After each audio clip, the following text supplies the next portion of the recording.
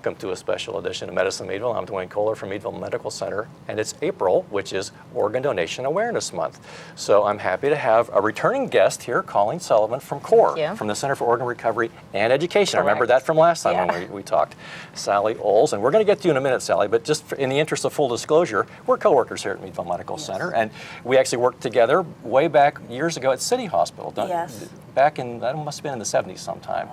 Started in 77. So, and I started in 75, but I think this would have been like 79 maybe, so there's somewhere thereabouts. I worked the night shift when I was in college, and so did you, and so we're very well acquainted. But Colleen, it's Organ Donation Awareness Month. Correct. So what's that mean? And tell us about CORE. Well, CORE is the Center for Organ Recovery and Education. So basically who we are is we're the link between people checking the box yes on their driver's license and then those waiting for their life-saving transplant. CORE goes through, facilitates the donation process. It really makes it possible for people to have a second chance at life. I remember when we talked, again, a couple years ago, but there was a local young man who was a donor, and he was recognized on the Rose Parade on the float that CORE. Can you talk about that for a second? It's a really amazing experience because, first of all, without donors, we do not have recipients. We can't save lives. We can't. You can't donate a heart while you're living. You can't donate pancreas while you're living. So with that, people are relying on others making that pledge for life, checking that box yes on their driver's license. So with that being said, we always take every opportunity to honor our donors, honor the donor families and the gifts that they've given. So wonderfully, every year, Donate Life America actually has a float in the Rose Parade, and CORE is an OPO. So across the nation, there are separate organ procurement organizations. We all do the same thing, playing the link between donation and transplantation. We all take an opportunity to honor a donor and put a fluorograph on the float, recognize them. So we actually did have the local donor from this area. From Jamestown, if I remember, Jamestown area or Greenville area? Greenville area, okay. Talk for a second about the emotional component of that. You know, there's been a tragic loss, and I don't remember the particulars of that case, but I'm sure that's like, for the family, that's got to be. I'm a parent, and I don't even like thinking about that sort of thing. But but talk about that for a second, if you would. For a lot of our donors that we see, a lot of them come from unforeseen, tragic accidents or incidents. So with that being said, the family's not ready to make this decision or really to even have this conversation about donation, which is first of all why we encourage people to have that talk with your family before anything might happen. So with that being said, we're hoping that we've had some type of reach, whether it be watching an interview or seeing us in the community where they've been able to talk about donation. And hopefully that's happened before anything may unfortunately happen. So if it does happen, if there's a circumstance where someone meets criteria to become a donor, then hopefully the family can see some type of positive outcome that can come from this loss. Even though you endured such a tragic loss and your loved one passed, through that still you might be able to take some type of positive outlook from it, knowing whether someone else can have a chance to walk their daughter down the aisle. Maybe you give a grandmother a chance to watch her grandchild walk. So really it's some type of positive outlook to look at it from. And it isn't necessarily just the heart, but one person's donation could help many others. Correct. One person can actually save 8 lives through organ donation. Through tissue and cornea donation, hundreds of lives can be enhanced and impacted. Let's talk for a second about, I've checked the box on my driver's license.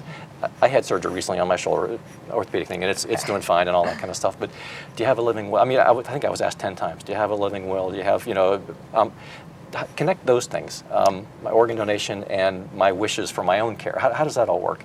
So when you check that box yes at the driver's license, or if you sign up online, you can go to donatelifepa.org and sign up there as well too.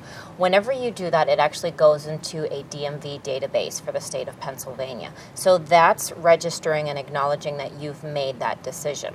Now, when you pass away, if you're over the age of 18, that's first person authorization. So what that means is that no one can overrule your decision that you've made. Okay. So CORE, we're working to uphold your wishes, to be an advocate for you and for the gift that you've decided to give.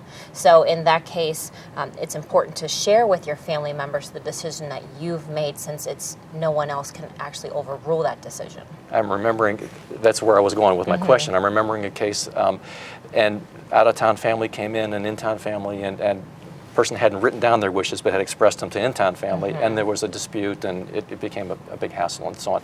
So this goes first. This is my wishes are Yes. no matter what. Correct. As long as you're over the age of 18. Sally, can you tell your story? How does this, okay, this is kind of esoteric and it's out there, and, hope nothing ever bad happens to me, but someday, okay, but I checked the box, okay. Talk about it from the other side. 16, 17 years ago, I thought I had bronchitis. So I went to my doctor, and he treated me, and wasn't getting any better. So he says, I think we need to go somewhere. So we went up to Hammett. And that's when they found out that I had CHF. Congestive heart failure. Congestive heart failure, yes. Okay. And you had no clue about that before? Okay. nothing. I was perfectly healthy. And we went up there, and then they decided that they were going to give me a pacemaker defibrillator. So I had that. That seemed to help me a little bit. Then it was about 6.5 years later, I was getting, I don't want to say worse, but I just wasn't feeling like I was. And so they decided to put another one in me. Well, after I had that one, just things started going downhill. And so I was being treated here, and then they thought I had a stroke. So I ended up in ICU. Then they sent me back up to Hammett. And that's when they said, you need to go somewhere else. That Was it a stroke? it was a mini stroke, Okay. but I didn't have any long-lasting complications or anything. Okay. Okay. So they said, we're going to send you to Pittsburgh.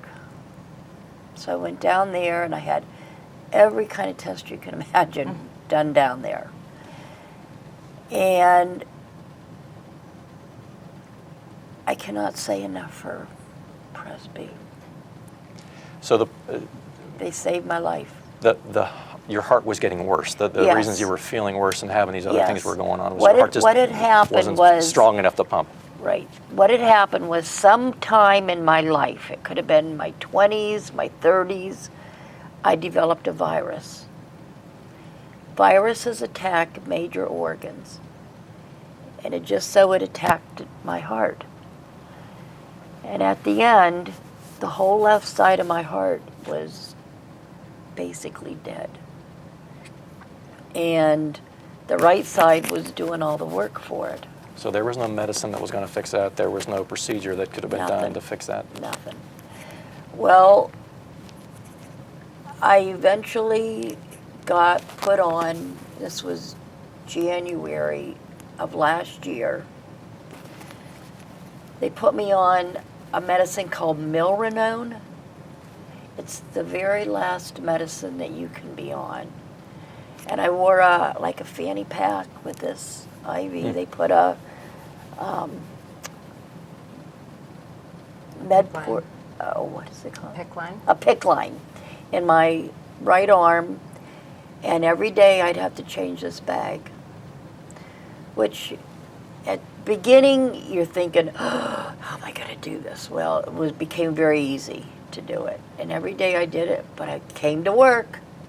I didn't miss any time, except when I was in the hospital, and I was on it for about 2 weeks. And, when I was down in Pittsburgh, they did a catheterization on me, and there's like 5 or 6 doctors in the OR. I'm awake for this, And all of a sudden, nobody's talking. I can't see them, but they said, do you know how hard it was for us to communicate? Because we couldn't say anything they would want me to hear. And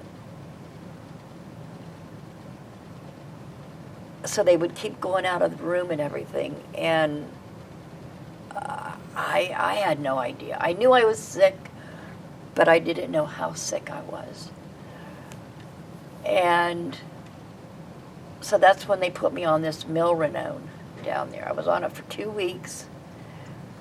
And they said, you will have to have a transplant or you will die. Let me stop you for a second. How did that news? How did it affect me?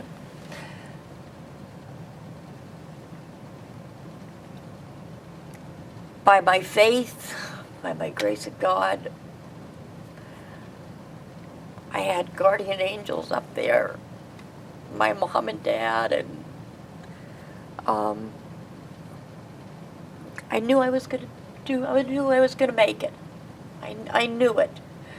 Lots of friends. I had was on prayer chain after prayer chain after prayer chain, and I just knew I was going to do it. I knew. Colleen, is Sally's story unusual? I mean, the reaction that someone would have to getting the news that's like, there's no other treatment. We can't fix this. We have to. Unfortunately, no. We have 121,000 people that are waiting for their life-saving transplant going through. Same thing Sally went through. 121,000. That's like the population of Erie. That's a lot. That's a lot around the country. Yep. Sally, that's an awesome story. I want to continue, but we're going to take a quick break in the show here. We've got a health tip for you today. We'll come back. We'll continue. Stick with us. We'll be right back.